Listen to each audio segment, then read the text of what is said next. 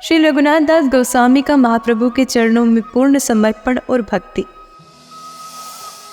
अंत में पुरी पहुंचकर रघुनाथ दास श्री चैतन्य महाप्रभु के पास पहुंचे, जो श्री रूप दामोदर की अध्यक्षता में अपने अंतरंग भक्तों के साथ बैठे थे।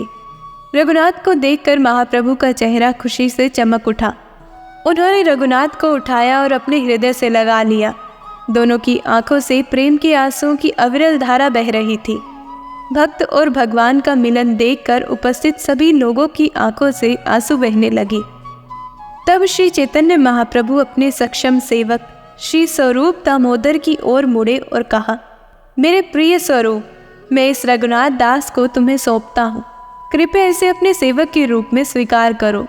आज से इस रघुनाथ को स्वरूप दामोदर के रघु के नाम से जाना जाना चाहिए।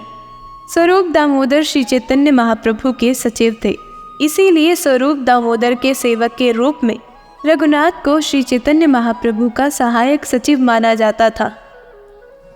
इस प्रकार रघुनाथ दास को पूरी तरह से स्वीकार करते हुए श्री चैतन्य महाप्रभु ने उन्हें आशीर्वाद दिया और उन पर विशेष दया दिखाई।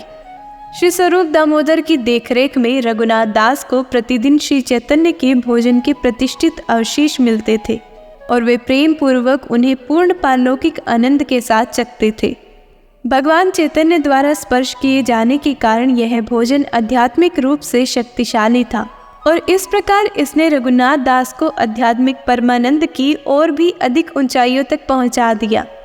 5 दिनों तक उन्होंने इन अवशेषों को स्वीकार किया, लेकिन छठे दिन उन्होंने स्वयं को अयोग्य महसूस करते हुए इसे ना पाकर जगन्नाथ मंदिर के मुख्य द्वार पर खड़े होकर भिक्षा मांगना शुरू कर दिया।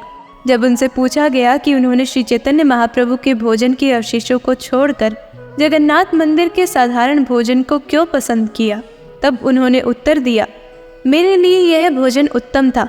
ऐसे भोग से मेरी आध्यात्मिक दृष्टि धुंधली हो जा रही है, इसीलिए मैं शरीर और आत्मा को एक साथ रखने के लिए कुछ साधारण भोजन लेना चाहता हूँ।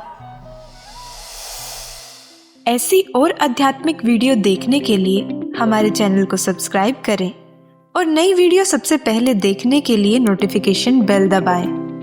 राधे राधे।